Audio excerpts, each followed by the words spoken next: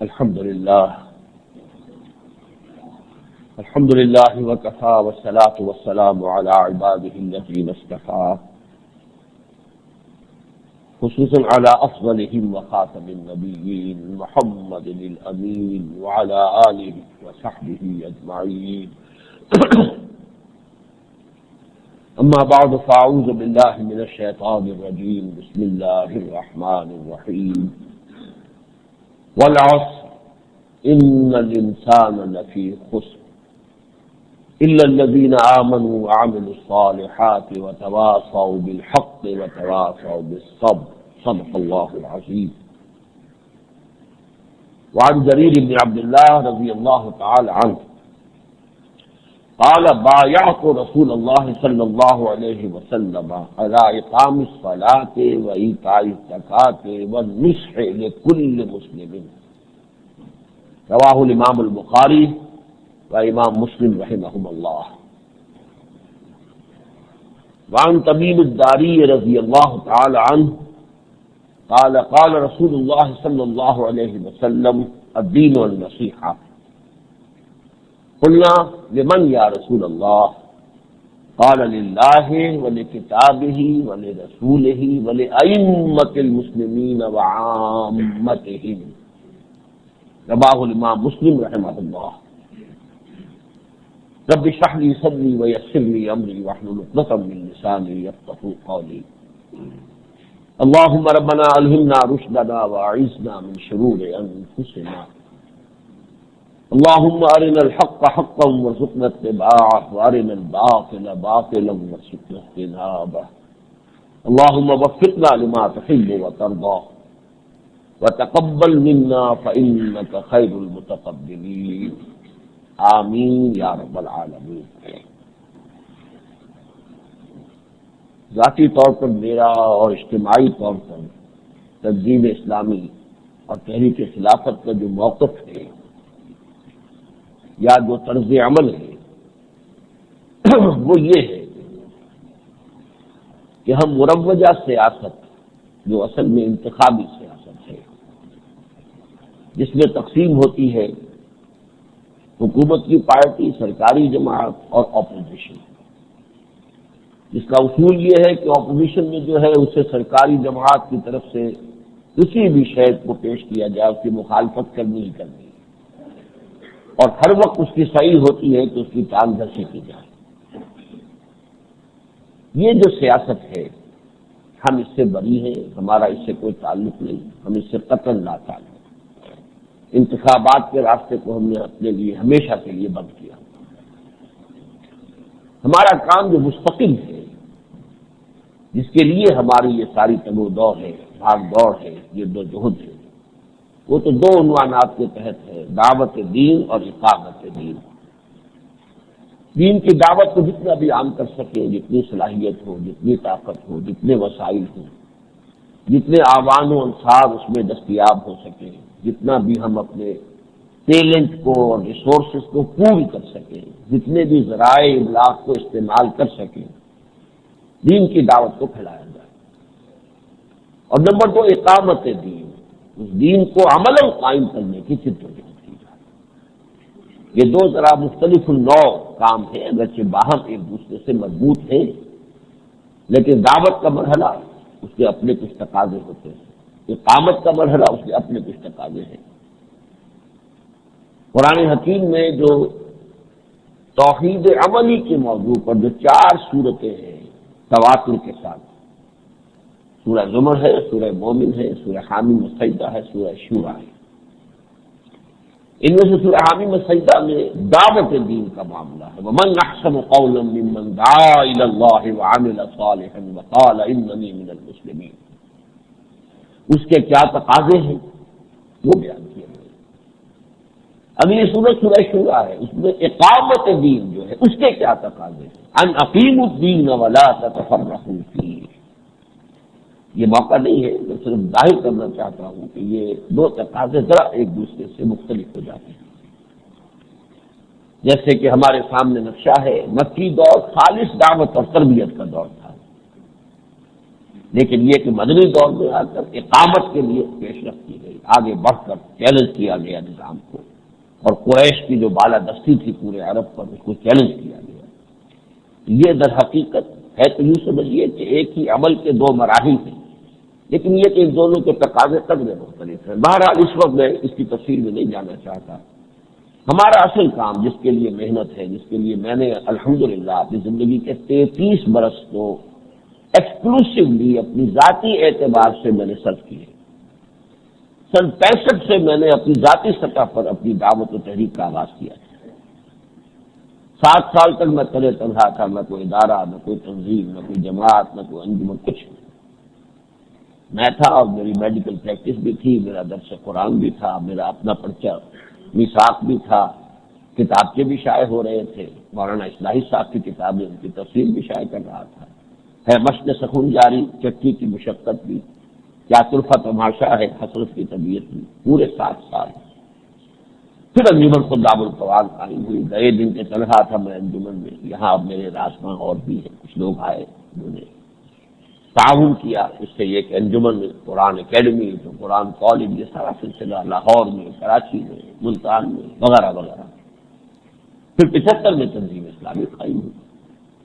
سن 91 میں ہم نے تنظیم اسلامی کی کے ہدف کے طور پر خلافت کے نظام کو قبول کیا کہ قیام خلافت جو ہے یہ ہماری اجتماعی جدوجہد کا، پہلے ہم اسے اقامت دین کے لفظ سے تعبیر کر رہے تھے جو خالص قرآنی اصطلاح ہے، لیکن مشکل ہے، سمجھ میں نہیں آتی لوگوں کے دین کو قائم کرنے کا کیا مطلب ہے۔ وہی مفہوم ہے نظام خلافت کا بھی، لیکن خلافت کا ایک تصور جو ہے مسلمانوں کے ذہنوں میں موجود ہے۔ خلافت راشدہ کیا تھی؟ ابو بکر، عمر اور عثمان اور علی رضی اللہ تعالیٰ عنہ کا دور خلافت جو ہے اس میں کیا خصائص تھے۔ بہرحال میں عرض کر رہا تھا کہ ذاتی طور پر میری اجتماعی طور پر تنظیم اسلامی اور تحریک خلافت، ہمارا موقف اور ہمارا طرز عمل یہ ہے کہ مروجہ سیاست سے کنارہ کش، لا تعلق، برا، البتہ اصل جد و جہد دعوت دین، اقامت دین، لیکن اس کے ساتھ ساتھ یہ ہمارا ایک ضمنی کام ہے۔ یہ ضمنی کام اگر نہ ہو تو ہماری جو حیثیت ہے وہ کچھ لوگوں کو یہ اعتراض کرنے کا بھی حق حاصل ہو جائے گا، جو ہم بھی لوگ کرتے ہیں لیکن غلط طور پہ کرتے ہیں کہ آپ میں اور تبلیغی جماعت میں کوئی فرق نہیں، بات غلط ہے۔ ہمارا ہدف ہے اقامت دین یا نظام خلافت، تبلیغی جماعت صرف تبلیغ کے اوپر لگی ہوئی، اور اس سے جو چیز ممیز کرتی ہے وہ یہ ہے کہ ہم سیاست سے اس معنی میں کنارہ کش نہیں ہے کہ سیاسی حالات کا مطالعہ کرتے ہیں، قوم کس حالت سے دوچار ہے، یہ قافلہ جو ہے قومی سطح پر کدھر جا رہا ہے، اسے کیا خطرات درپیش ہیں، جو ملی قافلہ ہے عالمی ملت اسلامیہ وہ کدھر جا رہی ہے، کس حال میں ہے، کون سی وادی میں ہے، کون سی منزل میں ہے، رشتے بلا خیز کا قافلہ سمجھا، اور ہمیں کیا کرنا ہے آگے، ملک جو ہے ہمارا کن مسائل سے دوچار ہے، یہ ساری چیزیں جو اس کا مطالعہ، اس پر غور و فکر، پھر اس میں رائے دینا، مشورہ دینا، جو بھی اس وقت کے زمانے کار جن لوگوں کے ہاتھ میں ہے، ہمیں پسند ہو یا نہ ہو، جن لوگوں کے ہاتھ میں تقدیر آ گئی ہے۔ مجھے بڑا عمدہ شعر معلوم ہوتا ہے کہ کسی کا خیال یہ ہو سکتا ہے کہ کیسے لوگوں کے ہاتھ میں قوم کی تقدیر آ گئی ہے، رنگ گل کا ہے سلیقہ نہ بہاروں کا شعور، ہائے کن ہاتھوں میں تقدیر ہنا ٹھہری ہے۔ لیکن ہمارا یہ گمان ہو بھی تب بھی وہ ہے تو صحیح، ڈیفیکٹو تو ہے، ڈیفیکٹو کسی وقت ضیاء الحق صاحب یہاں پر مختار مطلق تھے، ڈیفیکٹو کبھی پیپلز پارٹی کی حکومت تھی، ڈیفیکٹو مسلم لیگ کی حکومت تھی، جو بھی ہو اس سے پہلے ایوب خان صاحب کا دور آمریت تھا۔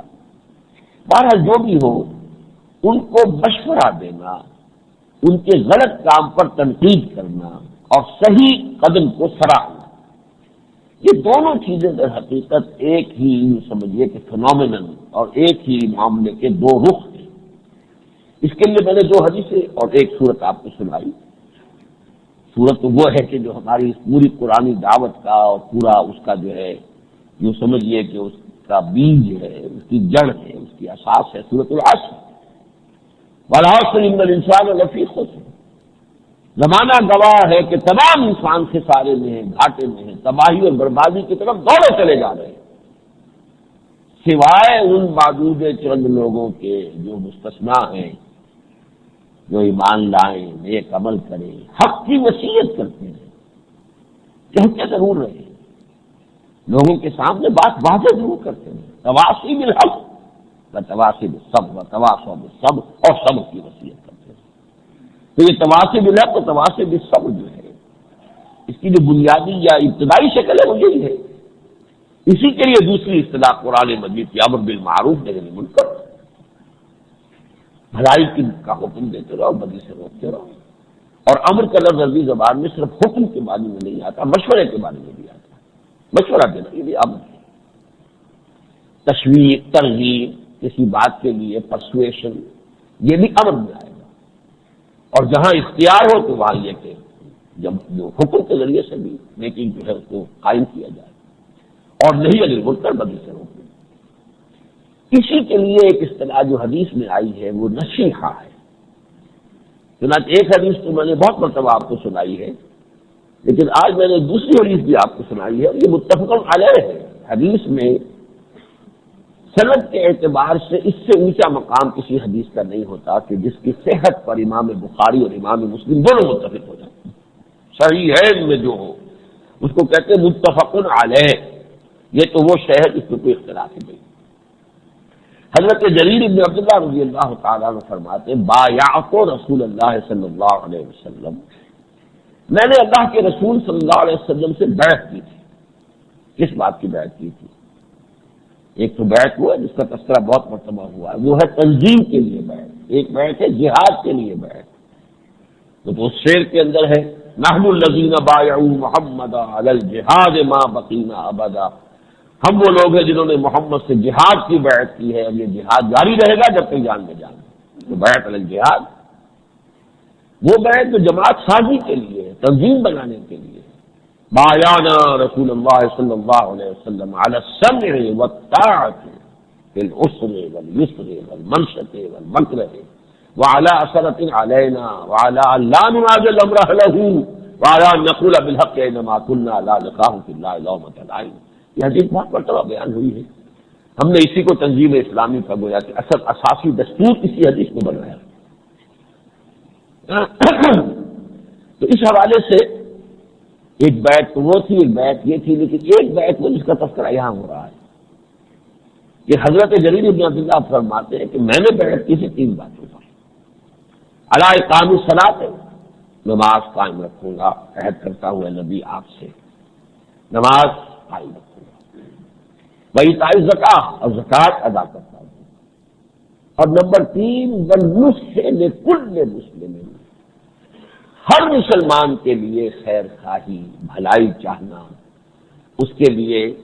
اب یہ خیر خواہی، بھلائی، وفاداری مختلف الفاظ، نصح جو ہے اصل میں عربی زبان میں آتا ہے کہ چیز سے خالص ہو جانا، تو اصل میں یہ نصح جو ہے خلوص کے ساتھ جو بات آپ کہہ رہے ہیں، کسی کی بھلائی کے لیے کہہ رہے ہیں، تو اس کے لیے بہت سے الفاظ، خیر خواہی، وفاداری، یہ تمام الفاظ آ جائیں گے۔ لیکن ہر مسلمان کے لیے، ایک مسلمان کے دل میں خیر خواہی کے جذبات ہونے چاہیے، بھلائی کے، اس کی بھلائی مطلوب ہو۔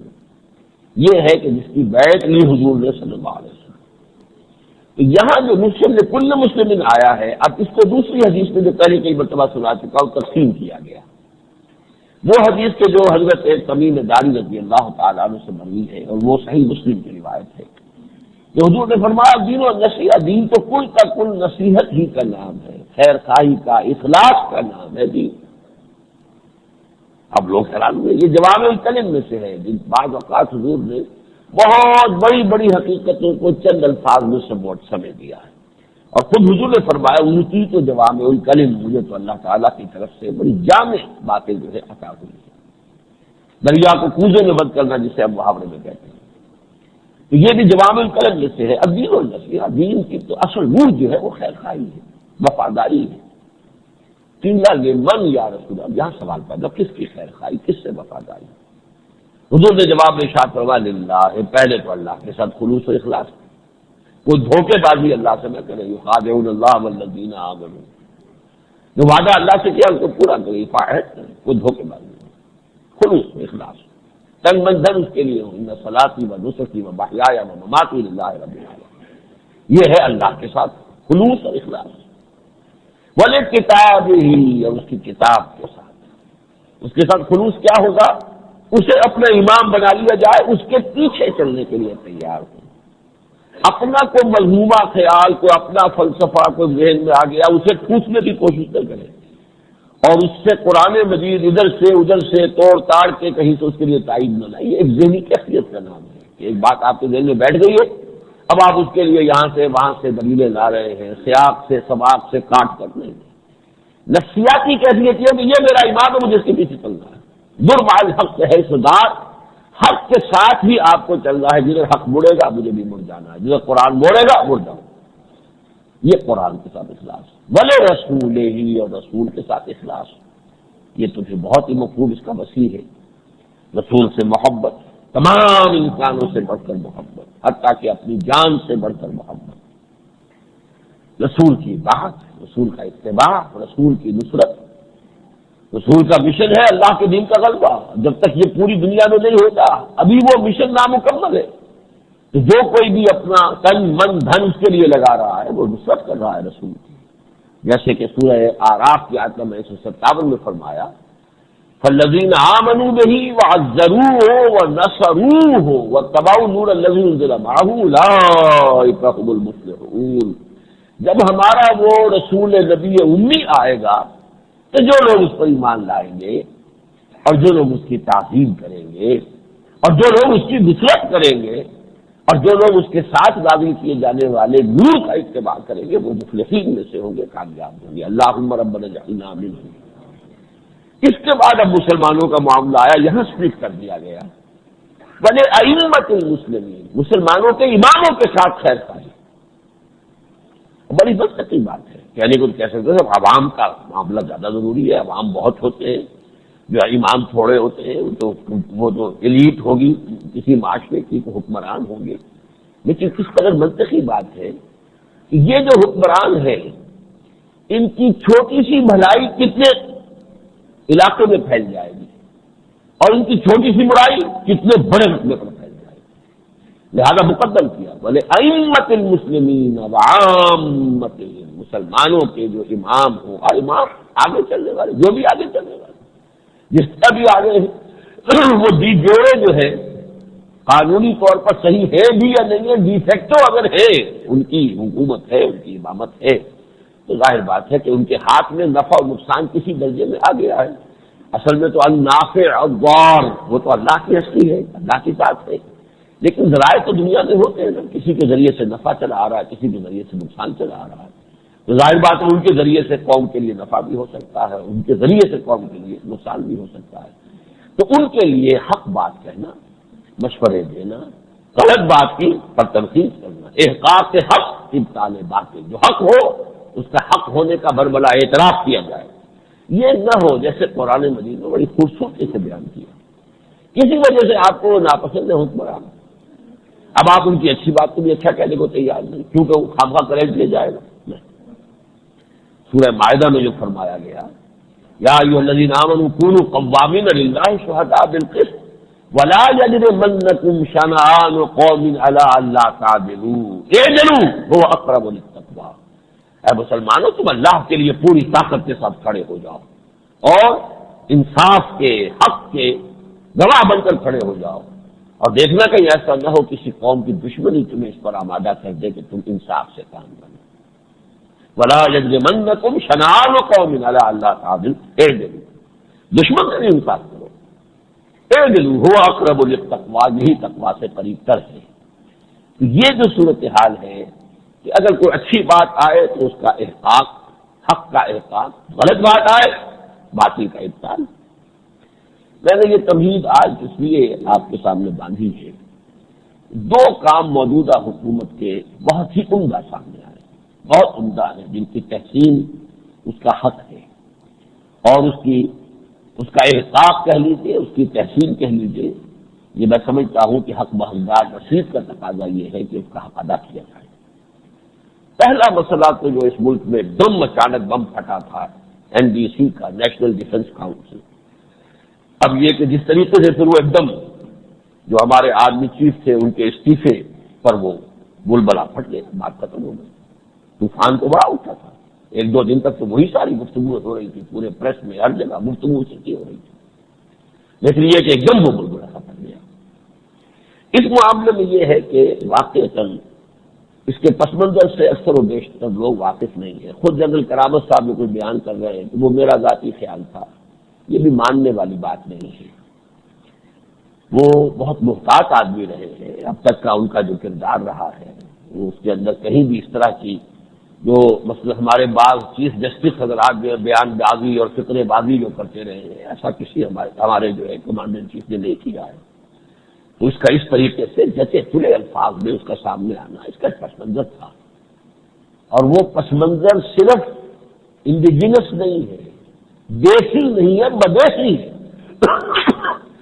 میں اس پس منظر سے حسن اتفاق سے 6 ماہ قبل واقف ہو گیا تھا۔ میں ابھی امریکہ میں تھا اپنے آپریشن کے لیے، تو وہاں لندن سے ایک رسالہ نکلتا ہے امپیکٹ، اور بڑا اچھا رسالہ ہے، عالم اسلام کے حالات سے باخبر رہنے میں وہ بہت مدد دیتا ہے، اور یہ کہ اچھے تجزیے سے شائع ہوتے ہیں۔ اس نے مضمون لکھا تھا اپریل کی شاخ میں کہ جنرل کرامت صاحب کو جو امریکہ بلایا گیا خاص دعوت دے کر، اور پھر وہاں پر جو وہاں پروٹوکول دیا گیا ہے، جو اعزاز ہوا ہے، جو اہتمام ہوا ہے، وہ بعض اوقات جو ملکوں کے صدر ہوتے ہیں، حکمران ہوتے ہیں، انہیں بھی نہیں دیا جاتا۔ ویری ایکسٹرا آرڈنری ریسپشن ان پروٹوکول۔ اس مضمون نگار نے لکھا تھا کہ اس سے یاد تازہ ہو گئی ہے ایوب خان کو جو بلایا گیا تھا، اور ایوب خان نے پھر واپس آ کر 1956 کا دستور بھی ختم کیا۔ دستوری ابھی نہ رہے بانس، نہ رہے بانس، وہ درخت وہ شاخ ہی کاٹ دی جس کے اوپر کہ وہ دستور بنا تھا، اور مارشل لا نافذ کیا تھا۔ انہوں نے یہ لکھا تھا کہ مارشل لا تو نافذ نہیں ہوگا، لیکن ترکی کی طرح کا کوئی بندوبست امریکہ پاکستان میں کرا دینا چاہتا ہے، اور اس کے لیے وہ جنرل کرامت صاحب کو استعمال کرنا چاہتا ہے۔ اب یہ مضمون میرے پاس ہے، بلکہ آپ سب کے لیے ہم نے اسے شائع کر دیا ہے۔ اس کے ہم نے فوٹو جو ہے اس مضمون کی ایگزیکٹ وہی انگریزی کے اندر تازہ جو آج ندائے خلافت یہاں باہر آ گیا ہوگا، اس کے اندر لاسٹ پیج پر اس کے سر وقت پر ہم نے وہ مضمون شائع کر دیا۔ یہ بات ایسی نہیں ہے کہ یہاں کسی کے دماغ میں جیسے کہ ایک وہ خیال آتا ہے اچانک، وہ لاؤڈ اسپیکنگ کے انداز میں، لاؤڈ ٹاک کے انداز میں، لاؤڈ تھنکنگ کے انداز میں وہ بات کہہ دیتا ہے۔ نہیں، ایسی بات نہیں، بلکہ اس کا بڑا گہرا پس منظر ہے۔ اس کا نتیجہ کیا ہے؟ اگرچہ امریکہ کا جو رد عمل آیا ہے جنرل جہانگیر کرامت صاحب کے استعفے پر، آفیشیل رد عمل تو یہی ہے کہ صاحب یہ تو وہاں کا جو اندرونی معاملہ ہے، ہم اس پر کوئی کمنٹ نہیں کرتے، لیکن جنرلی یہ کہا گیا وہ شدید حیرت ہوئی، یہ ہوا کیا، ایک دم کیسے بیٹھ گیا؟ اور میں خود سمجھتا ہوں کہ میرے نزدیک یہ معجزات میں سے ہے۔ میں یہ لفظ بہت کثرت سے استعمال کرتا ہوں۔ پاکستان کا قیام معجزہ، اس کا برقرار رہنا معجزہ، قرارداد مقاصد کا پاس ہونا معجزہ، کئی معجزات ہیں جو ہوئے ہیں۔ اگرچہ ہماری غلطیاں بھی بہت بڑی بڑی ہیں، لیکن اس ملک سے اللہ تعالیٰ کو جو کچھ بھی اس کی مشیت میں ہے، جو رول اس سے پلے کرانا ہے اسلام کے عالمی غلبے کے سلسلے میں، جو کہ ہے واللہ غالب علی امرہ ولکن اکثر الناس لا یعلمون، اللہ تو اپنے کام پر جو فیصلہ کر دیتا غالب ہے، کر گزرنے والا، فعال لما یرید، جو ارادہ وہ کر لے اس کو آگے کوئی رکاوٹ نہیں بن سکتا، کر گزرنے والا۔ تو دین کا غلبہ تو ہونا ہے، اس کے لیے تو میں آپ کو وہ حدیث دوبارہ نہیں سناؤں گا، بہت دفعہ سنائی ہے، اور اس میں پاکستان کا اسپیشل رول ہے، جیسے ایسا ہی ہوا۔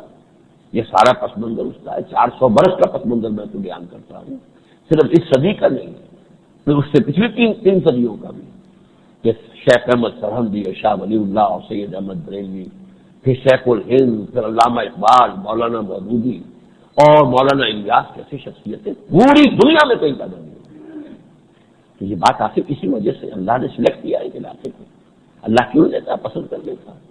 جیسے آیت آئی ہے سورہ حج کے آخر میں، اللہ یستفی من الملائکۃ رسلا ومن الناس، اللہ اپنے فرشتوں میں سے بھی جس کو چاہتا ہے پیغامبر کی حیثیت سے چن لیتا ہے، اور انسانوں میں سے بھی جس کو چاہتا ہے۔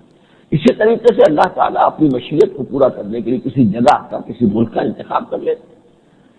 آخر جزیرہ نما عرب کا انتخاب کیا تھا حضور کی بعثت کے لیے صلی اللہ علیہ وسلم، کس اعتبار سے اور کتنے مختلف پہلوؤں سے موزوں ترین جگہ تھی۔ جزیرہ نما عرب کو جغرافیائی اعتبار سے بھی زمین کی ناک کہا جا سکتا ہے، اس لیے کہ زمین جس کو پہلے ہم جانتے تھے کہ امریکہ بہادر کو معلوم نہیں تھا، ابھی آسٹریلیا بھی پتہ نہیں تھا، ابھی جو نیچے آرکٹک اور انٹارکٹک کے ہیں یہ بھی پتہ نہیں تھا. دنیا تو ان 3 بر اعظموں کا نام تھی، ایشیا، افریقہ اور یورپ، اور ان کی ناف ہے یہ جزیرہ نما عرب. اس حوالے سے اللہ تعالیٰ چن لیتا تو اس نے پاکستان کو چنا ہوا اس کام کے لیے. اس حوالے سے میں یہ سمجھتا ہوں کہ یہ بھی ایک معجزہ ہوا ہے کہ پاکستان کی تاریخ میں پہلی مرتبہ ایک سیاسی قیادت نے فوجی قیادت کی بات کو اس طرح ٹھکرایا اور اس طریقے سے اس کے سامنے مضبوطی کے ساتھ جم کر کھڑی ہوئی کہ اسے مستعفی ہونا. پاکستان میں اس کا کیا تصور؟ پاکستان کا تصور یہ کہ یہاں اصل تو ہے ہی حکومت فوج کی. یہ تو ماسک ہیں جو آگے لگ جاتے ہیں، کبھی چہرے کے اوپر کوئی ماسک وہ لے لیا، کبھی کوئی لے لیا، کبھی کوئی جاگیردار آ گئے، کبھی سرمایہ دار آ گئے، کبھی بیوروکریسی آ گئی، کبھی وہ ورلڈ بینک سے کوئی رپورٹ ہو گیا. یہ سب کے سب در حقیقت ہوتے ماسک، اوپر کے نقاب ہیں. یہ اصل میں تو طاقتور ایک ہی یہاں کی گویا کہ مضبوط سیاسی جماعت ہے، مضبوط ترین فوج. ضیاء الحق صاحب نے کہا کہ میری کانسٹیچوئنسی فوج ہے، انہوں نے اسے گویا کہ اپنی سیاسی اپنا بیس قرار دیا. بہرحال میرے نزدیک یہ پہلی مرتبہ ہوا ہے جس سے کہ جمہوری روایات جو ہے، جن کی اہمیت میں بار بار بیان کر چکا ہوں کہ پاکستان کا باپ اسلام ہے لیکن اس کی ماں جمہوریت ہے. اس دوسری شے کو نظر انداز کرنا ایک ہمارا محدود جو مذہبی تصور ہے اس کے حوالے سے یہ بہت غلط ہے. سمجھنا ہوگا اس بات کو کہ اسلام کے احکام کے اندر اندر اعلیٰ ترین جمہوری اقدار کو اگر ہم نے سمو نہ دیا تو ہم عہد حاضر کی مثالی اسلامی فلاحی مملکت قائم نہیں کر سکتے. جو مقصد تھا قیام پاکستان کا، جو مقصد تھا، جو خواب دیکھا تھا علامہ اقبال نے کہ عہد ملوکیت میں جو پردے اسلام کی تعلیمات پر پڑ گئے تھے انہیں ہٹا کر صحیح اسلام کا نقشہ دنیا کے سامنے پیش کریں. جو قائد اعظم نے کہا ہے اپنے مرنے سے چند دن پہلے کہ اب یہ مسلمانوں نے پاکستان کا کام ہے کہ یہاں خلافت راشدہ کا نظام قائم کرے تاکہ اللہ کا وعدہ پورا ہو. وعد اللہ الذین آمنوا منکم وعملوا الصالحات لیستخلفنہم فی الارض آمنوا منہم. تو اللہ کا وعدہ ہے. تو اس حوالے سے اس حقائق کا بھی گویا کہ ان کے ذہن میں سے حوالہ اس گفتگو میں نہیں ہے. بہرحال یہ چیز سمجھ لیجیے کہ یہ پاکستان کے لیے ضروری ہے اور اس اعتبار سے یہ چیز خوش آئند ہے کہ جمہوری روایات میں، اس لیے کہ جدید ریاست کے یہ 3 ستون جو ہیں وہ اپنی جگہ ہے اور فوج کی حکومت ملازم کی ہے. سول سرونٹس اور آرمی کے سرونٹس ملازم ہے، تنخواہ لیتے ہیں، لہذا حکومت چلانے کا کام ان کا نہیں ہے. وہ تو در حقیقت ملک کی سرحدوں کی حفاظت کریں، ملک کی آزادی کو کی ضمانت دیں، کوئی اندیشہ ہو تو اپنا سینہ سپر ہو جائے، اپنی جانیں دیں. ہاں یہ ہمارے یہاں طے کیا گیا کبھی کبھی کوئی کلیمٹیز ہوں، کوئی بڑے ہی یعنی ایسے حوادث پیش آ جائیں ملک کے اندر، کوئی بہت بڑا سیلاب آ گیا ہے، کچھ اور آ گیا ہے، کہیں زلزلہ آ گیا ہے، کہیں اور اسی طرح کی کوئی اور کلیمٹی ہے تو ان کو بلایا جا سکتا ہے. کہیں لا اینڈ آرڈر سچویشن بہت زیادہ جو ہے وہ ہاتھ سے نکلی جا رہی ہے تو بلا کر لمیٹڈ وقت کے لیے لمیٹڈ کوئی ان کے ذمہ داریاں ڈالی جا سکتی ہے سول لائف کی بھی. لیکن وہ بھی آئیں گے تو سول گورنمنٹ کے بلانے پر آئیں گے، آج خود نہیں آ جائیں گے، اس کا کوئی امکان نہیں. آج خود ان کا آ جانے کا مطلب تو مارشل لا ہے، اور مارشل لا جو ہے در حقیقت دستور سے غداری ہے، ٹریجن ہے، اور جس کی سزا جو ہے دستور میں بہت لکھی ہوئی ہے. تو اس کو اچھی طرح سمجھ لیجیے کہ یہ جو روایت ہے اس کو پختہ کرنا، اس کا جم جانا، یہ ہمارے ملک کے مستقبل کے اعتبار سے بہت خوش آئند ہے. ہو سکتا ہے کسی صاحب کے دل میں یہ خیال آئے کہ کیونکہ یہ ہو گیا ہے اس لیے میں شاید یہ بات کہہ رہا ہوں کہ یہ کوئی آفٹر تھاٹ ہے، یا اب یہ کہ جب کوئی بات ہو جائے تو ہو جانے کے بعد وقوع پذیر ہونے کے بعد تو ہر کوئی پنڈت بن جاتا ہے کہ میرا بھی یہ خیال تھا. لیکن خوش قسمتی سے ہوا یہ ہے کہ پرسوں شام کو استعفیٰ آیا ان کا، اور پرسوں ہی یہ جو ڈیلی اخبار ہے خبریں، اس میں میرا انٹرویو تھا، پینل انٹرویو، اور وہ اسی ایشو پر تھا. اب میری خواہش تھی وہ اسے شائع کر دیتے، انہوں نے شائع نہیں کیا کہ اب تو مسئلہ ہی ختم ہو گیا. میں نے کہا مسئلہ ختم ہو گیا تو میری جو رائے تھی وہ تو آپ کو شائع کرنی چاہیے تھی. میں نے وقت لگایا، میں نے اپنی رائے دی، میں نے یہی کہا تھا کہ یہ بات صحیح نہیں ہے. اگر تو کوئی ایڈوائزری کاؤنسل کی بات ہو صرف کہ کوئی مشورہ دینے کے لیے کام تو کوئی حل نہیں. اور اس میں بھی پھر میں نے کہا تھا کہ ان کے مشورے جو ہے پبلک کے سامنے بھی آنے چاہیے تاکہ پبلک اوپینین جو ہے ایک جمہوری معاشرے کے اندر تو رائے عام معلوم ہو کہ کیا مشورہ دیا گیا. وہ اندر ہی جو ہے وہ کلیہ میں گڑ نہ پھوڑا جائے بلکہ معلوم ہو. لیکن یہ کہ اگر اس کی کوئی حیثیت یہ ہے کہ وہ فیصلہ کن ہے اور وہ گویا کہ جو انتظامیہ ہے اس سے بھی بالا تر ہے اور جو پارلیمنٹ ہے تو یہ یقیناً غلط ہے اور یہ جمہوری اصولوں کے خلاف ہے. ایسا ہرگز نہیں ہونا چاہیے. اور میں نے یہ بھی کہا تھا کہ اگرچہ میں مانتا ہوں کہ ہم ابھی تک اپنے آپ کو جمہوریت کا اہل ثابت نہیں کر سکے، یہ تسلیم کرتے ہیں، لیکن اس کا سبب کیا ہے؟ اس کا سبب یہ ہے کہ پے بپے ماشاء اللہ لگنے میں ہماری گروتھ کو جو ہے وہ سٹنٹڈ گروتھ جس کو کہتے ہیں، ریٹارڈڈ گروتھ. بعض بچے ہوتے ہیں وہ عمر تو ہو گئی ہے 20 برس لیکن ذہنی سطح اس کی بھی 6 برس تک ہے. یہ آپ کو اب دیکھتے ہوں گے آج کل تو اس قسم کے واقعات زیادہ ہو رہے ہیں.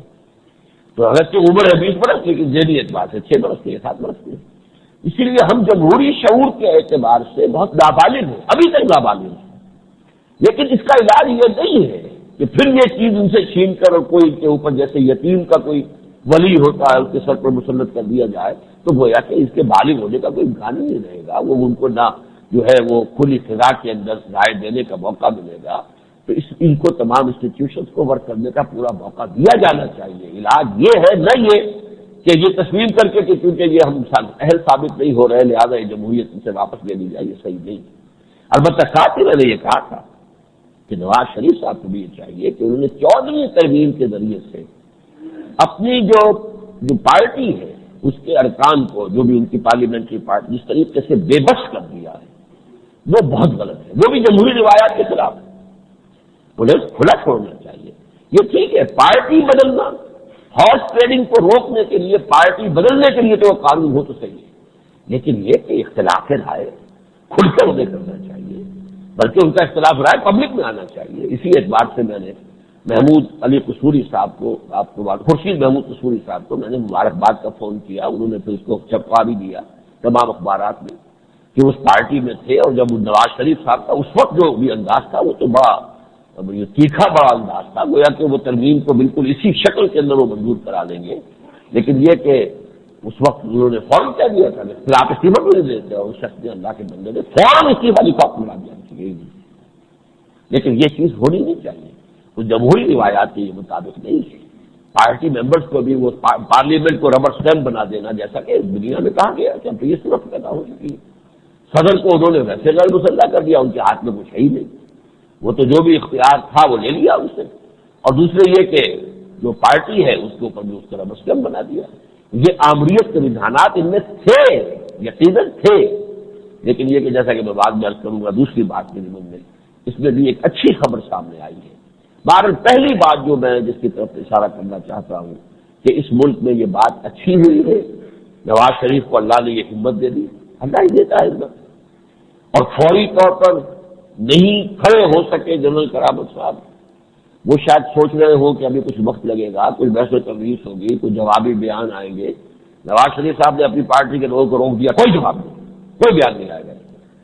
اور خود جو ہے وہ ایک سمجھیے کہ آئرن ہینڈ جو ہے بالکل اس انداز کے اندر انہوں نے جو بھی تفصیل آئی ہے، جو گفتگو ہوئی ہے، تو بغیر کسی ہیسیٹیشن کے انہوں نے وہ جو جمہوری اور سول حکومت ہے اس کی سپریمیسی کو برقرار رکھا ہے.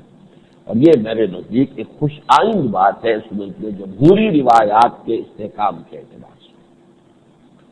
دوسری بات جو اچھی ہوئی ہے اس کی طرف کچھ تھوڑا سا اشارہ بھی ہو گیا ہے، وہ ترمیم شدہ 15ویں ترمیم. یعنی یہ آج ہی میں چونکہ سن کر آیا ہوں جو اسمبلی کارروائی ابھی دکھائی گئی ہے، نیشنل اسمبلی کی کارروائی ٹیلی ویژن پر 9 بجے کہا گیا تھا، وہ شروع کہیں ہوئی ہے 10:30 بجے جا کے. لیکن یہ کہ 2 باتیں بہت اہم ہیں اس میں.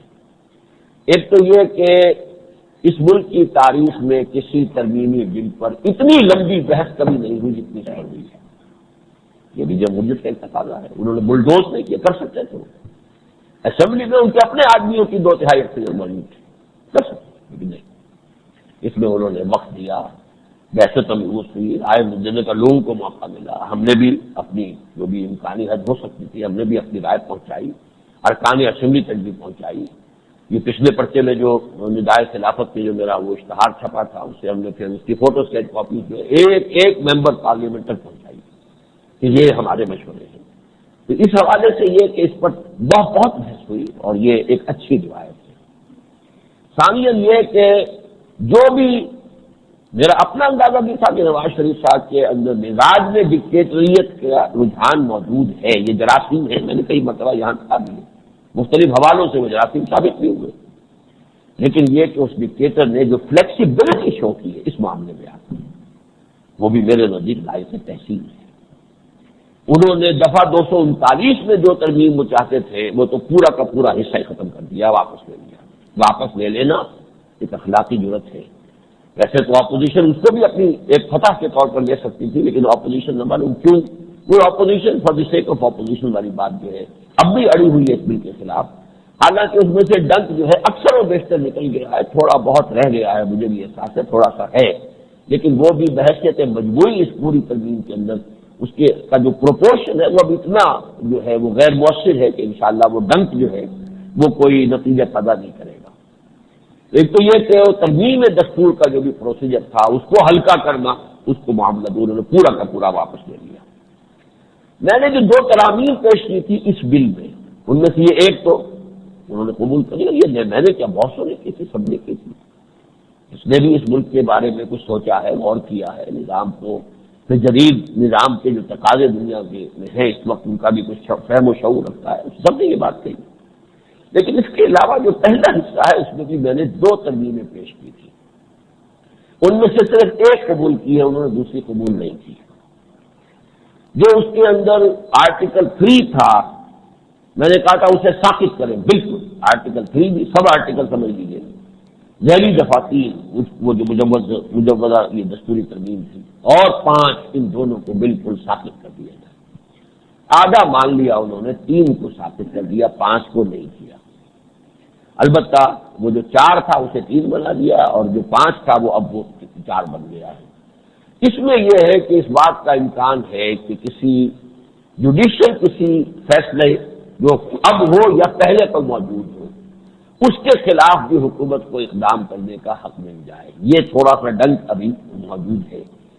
لیکن چونکہ سپریم لا شریعت ہے اس کو چیلنج کیا جا سکے گا فیڈرل شریعت کورٹ کے اندر کہ یہ معاملہ شریعت کے خلاف ہو رہا ہے، لہذا وہ ڈنک جو ہے وہ مؤثر نہیں رہے گا، لیکن بہتر یہ تھا کہ اس ڈنک کو بھی نکال دیں۔ لیکن بہرحال انہوں نے جو ذیلی شپ 3 تھی اسے بالکل ثابت کر دیا ہے، اور اس کے اندر ڈائریکٹو ایشو کرنے کا جو تصور تھا وہ اب بالکل ختم ہو گیا ہے۔ مرکزی حکومت ایسے اقدامات کرے گی کہ جس سے نیکی کا فروغ ہو اور بدی کا جو ہے وہ استحصال ہو، اور اس ملک کے مسلمان جو ہے انہیں مدد ملے کہ وہ واقعی اسلامی زندگی گزار سکیں، بہت اچھی بات ہے۔ اس میں کسی کو کیا اختلاف ہو سکتا ہے، اقدام کرے۔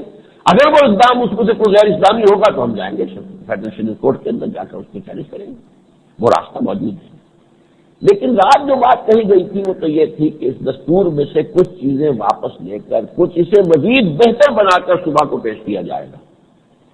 وہ بہتری والی کوئی شکل شامل نہیں ہوئی ہے جس شکل میں یہ دستور یہ ترمیم آج منظور ہو گئی ہے، کیونکہ وہ مرحلے بعد جو منظوری ہوتی ہے 3 حصے تھے، 3 کے بارے میں پہلے تو صرف زبانی جو ہے آئز اور وہ اس کے جو ہے وہ زبانی فیصلے کیے گئے، اب ہو رہی تھی گنتی، وہ تو کیونکہ اب جمعے کا وقت ہو رہا تھا تو میں نکل آیا ہوں، ابھی آخری گنتی ہونی تھی، لیکن گمان یہی ہے کہ 150 سے زائد ووٹوں سے یہ پوری ترمیم جو اب ہے ترمیم شدہ شکل میں یہ 15ویں ترمیم جو ہے یہ منظور ہو جائے گا۔ جی 152 ٹھیک ہے، 51 چلیے ٹھیک، 150 سے زائد میں نے کہا تھا، آپ نے ایک کا اضافہ کر دیا، کیونکہ 2 مرتبہ کی ووٹنگ میں 154 156 ووٹ آئے تھے، لیکن اب چونکہ نام کے ساتھ وہ درج ہونے تھے ووٹ، وہ ایک شخص کے نام کے ساتھ، تو وہ 151 رہ گئے، واللہ عالم۔ بہرحال جو چیزیں میں نے اس کے اندر امپروومنٹ کے لیے داخل کی تھی اس کے لیے ہمارا یہ باقی جاری رہے گا، اب بھی ہم کہتے رہیں گے، پہلے بھی کہہ رہے تھے، ہمیں تو 1.5 سال سے زیادہ ہو گیا دستور میں ترامیم کے لیے جو ہم نے مہم چلائی، خطوط لکھے، ٹیلی گرام دلوائے، جلسے کیے، اور جو بھی رائے ہو سکتے ہیں ہمارے پاس رائے عامہ کے اظہار کے اور اسے منظم کرنے کے، وہ سارے طریقے ہم نے استعمال کیے۔ ان میں سے ایک یہ کہ دفعہ 227 جو ہے ایگزسٹنگ دستور کا، اسے بھی دفعہ 2B میں شامل کر دیا جائے، یعنی وہ اصل میں منطقی نتیجہ ہے۔ آج ہم یہ منظور کر رہے ہیں کہ اس قرآن و سنت اس ملک کا سپریم لا ہے، اس کا منطقی نتیجہ کیا ہے کہ یہاں کوئی قانون سازی کتاب و سنت کے منافی نہیں کی جا سکتی، تو اب ان دو چیزوں میں اتنا فصل کہ ایک تو 2 میں ہے اور ایک 227 میں جا کر بات ہو رہی ہے، یہ احمقانہ سی بات ہے۔ ان کو دونوں کو جمع کرنا چاہیے، جیسے کہ اس دفعہ کو لائے ہیں 2A کے بعد 2B۔ 2A کیا ہے؟ قرارداد مقاصد۔ قرارداد مقاصد میں کیا؟ اللہ کی حاکمیت، ٹھیک ہو گیا۔ 2B میں کیا آ گیا کہ قرآن اور سنت سپریم لا ہے، ٹھیک ہو گیا۔ اب اسی میں جوڑ دینا چاہیے، چاہے وہ 2C کر لیا جائے، یا میرے نزدیک میرا مشورہ تو یہ تھا کسی 2B کی عبارت میں اس کو شامل کر لیا جائے عبارت میں، کہ اب یہاں کوئی قانون سازی کتابوں سے کوئی منافی نہیں ہو رہی، اور اس کو یہاں انکارپوریٹ کرنے کے بعد کونسل آف اسلامک آئیڈیالوجی سے متعلق پورا چیپٹر دستور میں سے 9 چیپٹر ہے، وہ 227 سے 231 تک اس کی 4-5 دفعات ہیں، باقی سب کو ختم کر دیا جائے، کہ کونسل آف اسلامک آئیڈیالوجی کی اب کوئی ضرورت باقی نہیں رہی ہے۔ وہ 8,000 سے زیادہ قوانین کا جائزہ لے کر اپنے مشورے دے چکی ہے، اور یہ کہ اس کا کام بھی دستور میں یہ تھا کہ 7 سال میں پورا کرے گی، وہ 7 سال میں نہ صحیح اس نے 27 سال میں پورا کر دیا، چلیے ہو گیا ہے۔ اب یہ کہ خامخواہ سفید ہاتھی بندھا رہے اور ان کی تنخواہیں بڑی بڑی جائیں، اس کا کوئی فائدہ نہیں ہے، اسے داری کی ضرورت نہیں، جبکہ فیڈرل شریعت کورٹ قائم کر دی گئی ہے، اور یہ کہ اس کونسل آف اسلامک آئیڈیالوجی کے کسی مشورے کو پیچھے کوئی سینکشن نہیں ہے کہ لازماً اسے حکومت مانے گی، جبکہ فیڈرل شریعت کورٹ کے فیصلے کو سینکشن حاصل ہے کہ وہ حکومت کو لازماً تسلیم کرنا پڑے گا۔ تو فیڈرل شریعت کورٹ کے اب ہوتے ہوئے کونسل آف اسلامک آئیڈیالوجی کو ضرورت ہے۔ دوسرا حصہ جو تھا امپروومنٹ کے لیے وہ یہ تھا کہ فیڈرل شریعت کورٹ پر اور سپریم کورٹ کے شریعت اپیلیٹ بینچ پر جو اس کے حدود کار پر پابندیاں وہ ختم کر دیں گے۔ یہ سپریم لا قرآن و سنت ہے، اب کوئی شے بھی مستثنا نہیں ہونی چاہیے، بلکہ شریعت کورٹ کا دائرہ جو ہے وسیع ہونا چاہیے، آل انکلوزنگ، ہر ایک چیز اس کے اندر آنی چاہیے۔ اس حوالے سے جتنی پابندیاں لگی ہیں وہ ختم کر دی جائیں، اس کے ججوں کی تعداد بڑھائی جائے، عالم ججوں کی تعداد بڑھائی جائے۔ اس میں یہ بھی ہو سکتا ہے کہ جو بھی کونسل آف اسلامک آئیڈیالوجی میں جو ججز ہیں عالم اور واقعی وہ صاحب بصیرت ہیں، ان کو لا کے یہاں پہ جج کی حیثیت رکھ دیا جائے، اور یہ کہ ان کا جو شرائط ملازمت ہے، ان کا جو اسٹیٹس ہے، وہ ایڈہاکزم کی بجائے وہ پختہ اور مستقل ہو، اور جیسے ہائی کورٹ کے ججز کا ہے اور سپریم کورٹ کا، اس کے مساوی کیا جائے۔ یہ چیزیں کیوں نہیں کی گئی؟ اب اس کے 2 امکانات ہیں، اور اس کا تعلق نیت سے ہے۔ یا تو یہ کہ ابھی فوری طور پر اس لیے کہ فوری گاڑی چلے گی، اس کے بعد عوام کو جو ہاتھ میں اختیار آتا ہے وہ تو یہ ہے کہ وہ شریعت کورٹ میں جائیں گے۔ حکومت کے ہاتھ میں تو اختیار آ جائے گا اس تنظیم کے بعد کہ جو چاہے وہ شریعت کے جس حصے کو پسند کرے گا جو ہم نافذ کرتے ہیں، اور جس حصے کو ناپسند کرے اس کو چھیڑے گا۔ ایک بدنیتی ہو سکتی ہے، لیکن یہ کہ اگر شریعت کورٹ کے اوپر ساری پابندیاں آ جائیں تو پھر عوام کے ہاتھ میں بھی یہ اختیار آ جائے گا کہ وہ جائیں اور شریعت کورٹ کے لیے چیلنج کریں کہ صاحب یہ شیخ خلاف سنت، خلاف قرآن و حدیث ہے۔ یا تو یہ کہ یہ بدنیتی ہے، ابھی دل مائل نہیں ہے، بلکہ کچھ اپنی پرائرٹیز ہیں، اپنے ذہن میں کوئی نقشہ ہے کیا لانا چاہتے ہیں، ان میں کچھ عدالتی نظام جو ہے وہ تو میں جانتا ہوں کہ ان کے ذہن میں ہے، اور یہ بڑے ابتدائی سمجھیے دنوں سے ان کے ذہن میں جو ہے یہ کیڑا کوئی بڑھا رہا ہے کہ ہمارا جوڈیشل سسٹم جو ہے یہ خراب ہے، اس میں وقت لگتا ہے، دیر لگتی ہے، اور انصاف جو ہے وہ پہنچتا ہے تو اس وقت پہنچتا ہے جبکہ پہنچنے کا فائدہ کوئی نہیں ہوتا۔ بہت سے ہمارے سول مقدمات تو طے ہوتے ہیں جبکہ وہ مدعی فوت ہی ہو چکا ہو، کہ وہ یہ صحیح ہے، لیکن اس میں یہ کہ جوڈیشل سسٹم کی اصلاح کی جائے، نہ یہ کہ اس کا بالکل متبادل کو جوڈیشل سسٹم لایا جائے، اس لیے کہ اس جوڈیشل سسٹم کے جو بیسک اصول ہیں وہ سب محمد رسول اللہ کے لیے ہوئے ہیں صلی اللہ علیہ وسلم۔ یہ کہ ایک فریق کی بات سن کے فیصلہ نہ کر دیا جائے جب تک کہ فریق ثانی کو موقع نہ دیا، یہ تو اصول حضور نے دیا ہے۔ یہ کہ شک کا فائدہ ملزم کو دیا جائے گا، یہ تو فائدہ جو ہے یہ حضور نے فرمایا۔ 100 مجرم چھوٹ جائیں کوئی حرج نہیں، ایک بے گناہ کو سزا نہیں ہونی چاہیے، یہ تو اصل میں دیا ہوا اصول ہے محمد رسول اللہ صلی اللہ علیہ وسلم۔ لیکن اس کے ساتھ کچھ اور چیزیں بھی ہے، اسلام کا قانون جو شہادت کا ہے، تسکیت و شہود کا اس کا قاعدہ ہے، وہ تمام چیزیں بھی نافذ کی جائیں تو اسی جوڈیشل سسٹم کے اندر جو ہے وہ بہتری ہو سکتی ہے۔ بہرحال وہ اس کے علاوہ بھی کوئی لانا چاہے تو مجھے کوئی اعتراض نہیں ہے، اگر واقعتاً عوام کو فائدہ پہنچ جائے اور جلدی سے جو ہے وہ جسٹس جو ہے لوگوں کو ملنے لگے اور جو مجرم ہے وہ اپنے کردار کو پہنچنے لگے تو اچھا ہے، بہتر ہے، ویلکم ہے۔ اس اعتبار سے ہم اس ترمیم کو اب ویلکم کہہ رہے ہیں، خوش آمدید کہہ رہے ہیں، اور اس کے لیے تہنیت اور مبارکباد دے رہے ہیں۔ البتہ یہ دوسرے حصے جو ہیں یہ نیک نیتی اگر سمجھی جائے تو یہ بھی ہو سکتا ہے کہ یہ گمان کیا گیا ہو کہ جب سپریم لا کو قرآن سنت ہو گیا تو یہ چیزیں خود بخود حل ہو جائیں گی، لیکن کیوں نہ اسی وقت ان کو بھی حل کر دیا جاتا؟ اس کا کوئی جواب میرے پاس نہیں ہے، اسی لیے شک کرنے کی گنجائش موجود ہے کہ ابھی وہ صرف اپنی پرائرٹیز کو سامنے رکھتے ہوئے شریعت کی وہ چیزیں کہ جو ان کو مطلوب ہے ابھی صرف ان کو وہ نافذ کرنا چاہتے ہیں، لہذا انہوں نے وہ سارا اختیار اپنے پاس رکھا ہے۔ عام پاکستانی مسلمان جو شہری ہے سیاست کا، اس کو ابھی وہ اختیار نہیں دینا چاہتے اور شریعت کوڈ کے اوپر سے وہ پابندیاں نہیں ہٹاتے، اگرچہ اس کا امکان ہے کہ کوئی ماہر قانون دان جا کے اس کو چیلنج کرے کہ اب اس ترمیم کے بعد فیڈرل شریعت کوڈ کے اوپر عائد شدہ پابندیاں آج خود ہٹ گئی ہیں۔ اس کو آرگو کیا جا سکتا ہے کہ جب سپریم لا جو ہے قرآن و سنت بن گیا ہے، لیکن یہ کہ آخر کیوں اس کی ضرورت انہوں نے باقی رہنے دی، اسی وقت ہٹا دیتے تو بات بہت کھل جاتی، کسی بھی شک و شبے کی پھر کوئی گنجائش ہی باقی نہ رہتی۔ لیکن بہرحال اس سب کے باوجود جو آخری بات میں کہنا چاہتا ہوں یہ ہے کہ یقیناً اسلامائزیشن تھرو کانسٹیٹیوشن اینڈ لا، جس کو ایک زمانے میں جنرل حمید گل نے نام دیا تھا سافٹ ریولوشن، جو ہم نے جب شروع کی تھی یہ تحریک، یعنی جس میں کہ ہم نے دستوری ترامیم کے لیے مہم چلائی تھی، اس کو انہوں نے عنوان دیا تھا اگر ایسا ہو جائے تو یہ تو سافٹ ریولوشن ہوگا، یہ تو بہت عمدہ ہوگا، بغیر خون خرابے کے بڑے تدریج کے ساتھ وہ اسلام جو ہے معاشرے میں آ جائے گا۔ تو اگرچہ میں یہ نہیں کہتا کہ یہ سافٹ ریولوشن کی تکمیل ہے، لیکن اس سافٹ ریولوشن کے ضمن میں ایک پیش رفت ضرور ہے۔ نمبر 1 قرارداد مقاصد تھی، جس کو کہ پھر ضیاء الحق نے نمبر 2 دستور کا حصہ بنا دیا، صرف اپنے عمل نہیں رکھا۔ نمبر 2 وہ ریپنڈنسی کلاز ہے 227، جس کے بارے میں میرا مشورہ یہ ہے کہ اسے 2 بے کے ساتھ شامل کر دیا جائے، no legislation can be done repugnant to the Quran and the سنہ۔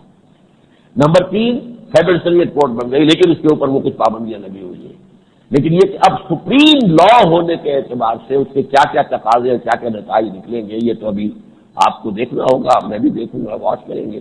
بہرحال یہ یقیناً ایک پیش رفت ہے، مثبت پیش رفت ہے اس پروسیس میں کہ جس میں Islamization of Pakistan through constitution and law, اس کے حوالے سے یہ پیش رفت ہے، اور اس میں خاص طور پر جو بھی حکومت نے بل پیش کیا تھا اس میں جو ترمیمیں اس نے کرنی ہیں عوامی دباؤ کے تحت، اختلاف رائے کو گویا کہ برداشت کرتے ہوئے بلکہ قبول کرتے ہوئے، اس پر انہیں مبارکباد دیا جانا چاہیے اور وہ اس سے مستحق ہے۔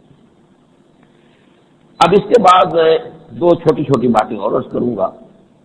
میں نے جو ایک مکمل تقریر کی تھی کہ مجھے شدید اندیشہ ہے کہ طالبان کے افغانستان اور ایران کے مابین جنگ ہوگی، اس لیے کہ یہ بھی بین الاقوامی سازش ہے، تو اس کے کچھ آثار اب شروع ہو گئے ہیں، جھڑپیں شروع ہو گئی ہیں۔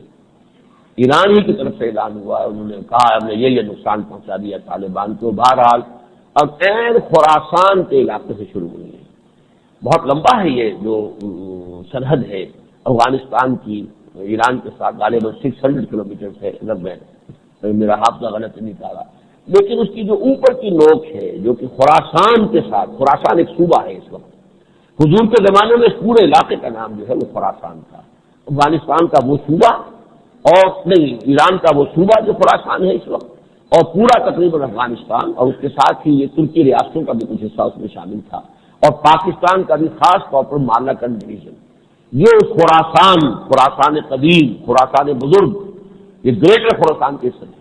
اب اس خراسان کے اندر یہ جنگ ہوئی ہے، جھڑپ ہوئی ہے۔ بہرحال اس میں اگرچہ ایک ذرائع سے غالباً وہ طالبان کا ہوگا، وہ تو یہ ہے کہ زیادہ نقصان ایرانیوں کا ہوا ہے، لیکن ایران کا جو بھی اعلان انہوں نے کیا ہے وہ تو یہ ہے کہ طالبان کو بہت زیادہ شدید نقصان پہنچا ہے۔ الزام انہوں نے لگایا ہے کہ طالبان نے شروع کی، اور یہ چونکہ ہم نے 3 چوکیاں تباہ کر دی ہیں۔ بہرحال یہ معاملہ جو ہے ہمارے لیے تشویش کا ہے، اور یہ در حقیقت اس نیو ورلڈ آرڈر جو نیو ورلڈ آرڈر ہے اس کی طرف سے گویا کہ ایک اور پیش رفت ہے کہ جو ہو رہی ہے۔ اب ایک پیش رفت اللہ کے فضل و کرم سے پاکستان میں ہو رہی ہے، بہت سلو ہے، کیلی کی چال ہے، چلیے، لیکن جو پیش رفت ہے اسے ماننا چاہیے، جو خیر ہے اس کا خیر مقدم کیا جانا چاہیے۔ اسی حوالے سے میں نے وہ 2 باتیں کی ہیں، لیکن یہ ہے کہ بہرحال جو میں نے وہ اردو کی کہاوت ہے تو ڈال میں پاک، شیطان جو ہے اس کا تو یہ مقابلہ بنی نوع آدم کے ساتھ چلا آ رہا ہے، اس نے تو چیلنج کیا تھا، قیامت تک کے لیے اللہ نے اسے مہلت دے رکھی ہے، لہذا وہ اپنی سی چالیں چلتا رہے گا۔ انہم یکیدون کیدا واکید کیدا فمهل الکافرین امہلہم رویدا، یہ اپنی سی چالیں چل رہے ہیں، اللہ فرماتا ہے میں اپنی چال چلوں گا۔ تو اللہ تعالیٰ کی چال ہی ظاہر بات ہے کہ وہ کامیاب ہوگی بالآخر، لیکن یہ کہ شیطان کی چالوں سے بھی کچھ نہ کچھ نقصان وقتی طور پر پہنچ جاتا ہے، تو یہ جو ہے تشویش والی بات جو ہے وہ شروع ہو گئی ہے۔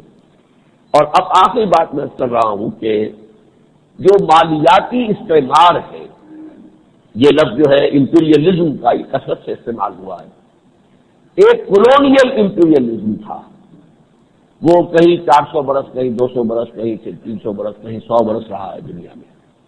یہ کولونیل امپیریلزم جو ہے یہ تھا یورپ کی عیسائی اقوام کا تسلط افریقہ اور ایشیا پر۔ اس صدی کے وسط میں اس کولونیلزم نے اپنی بساط لپیٹنی شروع کر دی۔ دوسری جنگ عظیم کے بعد وہ قوتیں اتنی کمزور ہو چکی تھیں کہ اب ان کے لیے ممکن بھی نہیں تھا کہ اپنی اتنے دور دراز کے مقبوضات کو برقرار رکھ سکتے، خاص طور پر برطانیہ تو اتنا کمزور ہو چکا تھا اور اس کے مقبوضات اتنے وسیع علاقے میں سے کہ کہا جاتا تھا کہ اس کی سلطنت پر تو سورج غروب ہی نہیں ہوتا، ہر وقت سورج جو ہے جو چمک رہا ہوتا ہے تو کوئی نہ کوئی جو ہے وہ برٹش ٹیریٹری اس کے نیچے ہوتی ہے۔ لیکن اسے پتہ لگ گیا تھا کہ ہمیں اپنا بستر لپیٹنا ہے، اب ہمیں اپنے شیل میں واپس جانا ہے۔ جیسے بہت سے سمندری حیوانات ہوتے ہیں وہ شیل کے اندر ہوتے ہیں، ذرا باہر نکلے اور خطرہ ہوا تو پھر اندر گھس گئے، تو انہیں واپس جانا تھا۔ بہرحال اس وقت یہ بساط انہوں نے لپیٹی تو ایک دوسری بساط کھولنی شروع کر دی۔ بریٹن ووڈ ایگریمنٹ ہوا دنیا کی یہ جو ابھی جو طاقتیں ہیں ان کے مابین، اور اس کے تحت ورلڈ بینک اور IMF یہ دو ادارے قائم، ورلڈ بینک، اور اس ورلڈ بینک کے ذریعے سے اور IMF کے ذریعے سے سودی قرضوں کے شکنجے میں جال میں پوری دنیا کو پھنسا لینا۔ یہ بڑی عیاری، بڑی چالاکی، بڑی ہوشیاری کی بات ہے، اس لیے کہ انہیں معلوم ہے کہ اگر آپ جا کر کسی ملک کے اوپر، کسی قوم کے اوپر حاکم ہو جائیں گے تو آخر اس قوم کے اندر غیرت مند لوگ بھی ہوتے ہیں، ان کا خون جوش کھاتا ہے، نوجوان ہوتے ہیں، ان کا خون ابلتا ہے، کیوں ہم غلام ہیں، وہ کسی کو مارتے ہیں، ڈانٹتے ہیں، پھر اس کا جواب یہ کہ تمہیں کرنا پڑتا ہے، تم ان کو مارو گے وہ تمہیں ماریں گے، کیا ضرورت ہے اس کی؟ حاصل تو یہی ہوتا ہے نا کہ جس ملک پر جا کے آپ نے قبضہ کیا وہاں کی جو پیداوار ہے اور وہاں کی جو آمدنی ہے، جو پروڈکشن ہے، اس میں سے آپ جو ہے لا ان شیئر وہاں سے لے جائیں، یہی ہے نا مقصود۔ اور کیا ہے؟ آپ ان کالوں کو گورے تو نہیں بنا سکتے، وہ کالے تو کالے رہیں گے، گورے تو نہیں ہو جائیں گے، وہی رہیں گے۔ لہذا فائدہ تو مالی مفاد ہے، مالی مفاد اگر کسی اور ذریعے سے حاصل ہو جائے تو ہمیں تو آم کھانے سے دلچسپی ہے، پیڑ گرنے سے تو نہیں ہے۔ وہ یہ ہے کہ ایسے ہتھ کنڈے پھیلا دو سودی جال پوری دنیا میں کہ ان کی معیشت ہمارے اختیار میں اور ان کے لوگ کام کریں، گوئل وہ حیوانوں کی طرح محنت کریں، مشقت کریں، کام کریں، 8 گھنٹے 10 گھنٹے 12 گھنٹے اپنا خون پسینہ، لیکن جو اس کا حاصل ہو اس میں سے ملائی ہم لے جائیں، تلچھٹ ان کے لیے چھوڑ دیں۔ ملائی لے جائیں گے ہم اپنے سود کے ذریعے سے، ہمارا قرضہ ہے، قرضے کا سود دو، سود وہاں چلا جائے گا۔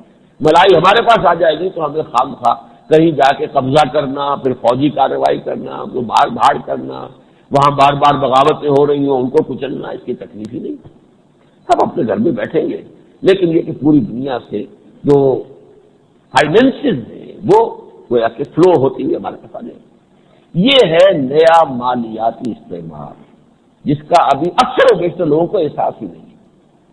ایک زمانے میں یہ جو ادارے تھے یہ پھرتے تھے، گھومتے تھے، لوگوں کو لالے قرض دے لیجیے، ہم سے قرض دے لیجیے، یہ دیکھیے یہ اسکیم آپ کے یہاں بن سکتی ہے، اسکیم بھی ہم بنا کے دیتے ہیں آپ کو، اس کی فیزیبلٹی بھی ہم کر کے دیتے، قرض دیجیے۔ اس طریقے سے جیسے انہوں نے لوگوں کو چائے کا عادی بنایا، میں نے تو اپنے بچپن میں دیکھا ہے، وہ گاڑی چل رہی ہے چائے پلا رہے ہیں مفت لوگوں کو، سگریٹ کا عادی بنایا، سگریٹیں پلا رہے ہیں مفت، اس لیے کہ ایک دفعہ عادی ہو جائیں گے پھر ہم اپنے منہ مانگے پیسے ان سے لیں گے۔ اس عادی بنانے کے لیے انہیں کرنا پڑتا ہے، چائے کا عادی بناؤ۔ اب وہ کہتے ہیں نواز شریف صاحب بھی کتنی ہی اپیل کر لیں، لیکن میں نے سننے میں آیا ہے کہ ان کی اپیل کے بعد چائے کی امپورٹ بڑھ گئی ہے، گھٹی نہیں، اس لیے کہ وہ تو مٹی میں پڑ گئی۔ کوئی شخص تصور نہیں کر سکتا چائے کے بغیر بھی زندگی گزر سکتی، یا ہمارے آبا و اجداد کیسے زندہ رہتے تھے چائے کے بغیر۔ یہ سگریٹ جس کو انہوں نے اپنے ہاتھ سے تقریباً ختم کر دیا، امریکن معاشرے کو تقریباً انہوں نے اسموکنگ سے پاک کر دیا۔ ہوائی جہازوں کے اندر کوئی فلائٹ نہیں ہے جس کے اندر آپ کو اسموکنگ کی اجازت ہے، قطعاً نہیں۔ اور اسی طریقے سے پبلک پلیسز پہ کوئی اسموکنگ نہیں ہو سکتی۔ اور ان کے ہر جو سگریٹ جو بکتا ہے اس کے اوپر لکھا ہوتا ہے کہ سرجن جنرل جو ہے اس ملک کا، اس کا یہ اعلان ہے کہ یہ اسموکنگ جو ہے نقصان دہ ہے۔ اب یہ اس کے سگریٹوں کے جو اشتہار چھپتے ہیں، ہمارے ہاں چھپتے ہیں، وہاں نہیں چھپتا کوئی اشتہار۔ یہ صورتحال جو ہے انہوں نے اپنے ہاتھ سے ہمیں لگا دیا۔ تو اسی طریقے سے وہ سود کا عادی بنایا۔ پھر جو ہوا ہے ہمارے ہاں خاص طور پر، وہ تو یہ ہے کہ کسی نہ کسی درجے میں تو تھرڈ ورلڈ کنٹریز میں سب نہیں ہوا ہے کہ وہ جو قرضہ آیا اس کا بڑا حصہ تو جو ہے وہ اہلکاروں کی جیب میں چلا گیا۔ اچھا جیب میں گیا تو انہیں اپنے ملکوں پر تو اعتماد نہیں تھا، انہوں نے واپس بھیج دیا وہی جہاں سے آیا تھا۔ وہ سوئس بینکوں میں ہے یا امریکن بینکوں میں ہے، کسی اور بینک میں ہے، انویسٹمنٹ ہے تو وہی ہو گئی ہے، چلا گیا واپس۔ ہمارے ہاں اس کی مقدار بہت زیادہ ہوئی، جو محل بنے ہیں کہاں سے بنے آتے ہیں؟ کیا یہ حلال کی آمدنیوں سے بنے ہوئے؟ یہ آپ کا جو ڈیفنس سوسائٹی یہاں کی اور ڈیفنس جو ہے وہ کراچی کی، یہ بنتا ہے؟ کوئی امکان ہے؟ کہاں سے بنے گی؟ وہ تو وہی ہے جو قرضے آتے گئے وہ جیبوں میں گئے، اور وہ ہمارے ہاں ڈیولپمنٹ تو ہوئی نہیں، وہ تو ہمارا بیڑا غرق ہوا ہے، قرضہ ہمارے سر پر بچا۔ اب کیا کیا اس حکومت نے بھی؟ وہ ایک کشکول توڑ کر 10 بنا لیے، ہر ٹکڑے کو کشکول بنا لیے۔ اب وہ کشکول لے کر جو ہے کبھی وہ جا رہے ہیں کویت میں، کبھی جا رہے ہیں جدہ میں، اور اسلامک ڈیولپمنٹ بینک میں بھی بڑے سوچ سمجھ کر، غور کر کے، فکر کر کے، اور پھر امریکہ کی طرف سے لائن کلیئر جب ملا ہے، نو آبجیکشن نوٹس جب ملا ہے، تب انہوں نے دیا ہے قرضہ 11% سود پر دیا ہے۔ یہ اسلامک ڈیولپمنٹ بینک ہے، اسلامک، وہ تو جتنے ڈیولپمنٹ بینک ہے وہ سب کے سب انہی کی اولاد ہے۔ جیسے حضور نے فرمایا کہ اس روئے ارضی کی ہر مسجد جو ہے، یہ تمام مسجدیں خانہ کعبہ کی بیٹیاں ہیں۔ یہ سارے ڈیولپمنٹ بینک جو ہے، ایشین ڈیولپمنٹ بینک ہو، وہ کوئی اور ہو، یہ اسلامک ڈیولپمنٹ بینک ہو، یہ سب کے سب ورلڈ بینک اور IMF کی بیٹیاں ہیں، انہی کی نسل ہے، انہی کی ضروریت ہے۔ وہ وہاں سے لائن لیے بغیر تو یہ قرضہ بھی ہم کو نہیں دیا گیا۔ یہ اور کیا کچھ ہمارا گروی رکھ لیا گیا ہے، جو فورن ریمیٹنسز وہاں سے آئی وہ پہلے سے گروی ہو گئی ہے، تو وہ اب یہاں نہیں آئے گی، وہ اپنے قرضے اس کو وہی کا وہی وصول کر دیں گے۔ یہ حال ہے، یہ سب کچھ کر کے ہم دے دیں گے، لو جی آپ کی ایک قسط حاضر ہے۔ وہ قسط ہم نے لی ہے، اتنے بھاری سود کے اوپر اور قرضہ لے کر قسط لی ہے۔ یہ سلسلہ کب تک چلے گا؟ جس کو انگریزی میں کہتے ہیں وشس سرکل۔ یہ تو وہ مسموم زہر آلود چکر ہے کہ اس میں سے تو ایک دفعہ جب تک کہ ہمت مردانہ اور جرأت رندانہ کے ساتھ آدمی نکل نہ بھاگے اس وقت تک ممکن نہیں، ورنہ تو یہ چکر اپنے اندر اور اس کا چکر جو ہے اور گہرا ہوگا، اور اس کا جو ہے وہ بڑھتا چلا جائے گا، قرضے کا جو ہے مقدار بڑھتی چلی جائے گی، اور خاص طور پر پیپر کرنسی کی جو حیثیت ہو گئی ہے۔ ایشیا میں جو تباہیاں آئی ہیں، انڈونیشیا، ملائیشیا کے اندر تباہی آئی ہے، جاپان کو دن میں تارے نظر آ گئے ہیں، تو ہم تو ہر کسی کھیت کی مولی ہے ہی نہیں۔ اس حوالے سے سمجھ لیجیے کہ یہ ایک بہت بڑا مرحلہ ہے۔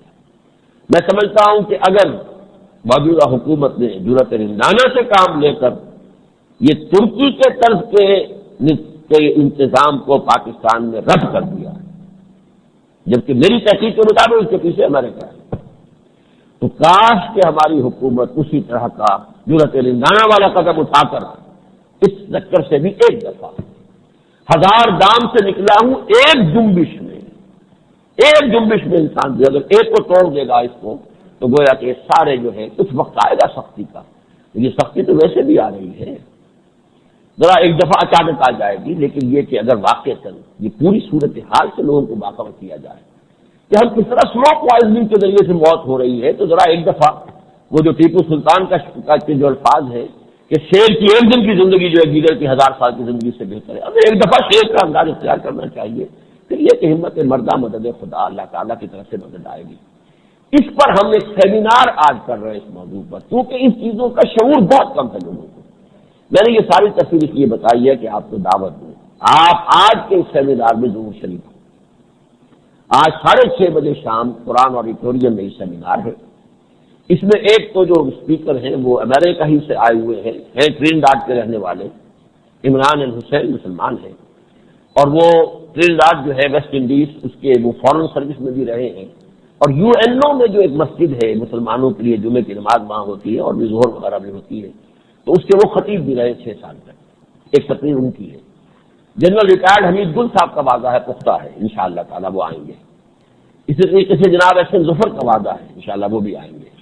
ایک ہمارے ہاں بہت اچھے ان معاملات کے اوپر ذہن رکھنے والے محمود مرزا ایڈوکیٹ ہیں، وہ بھی آئیں گے۔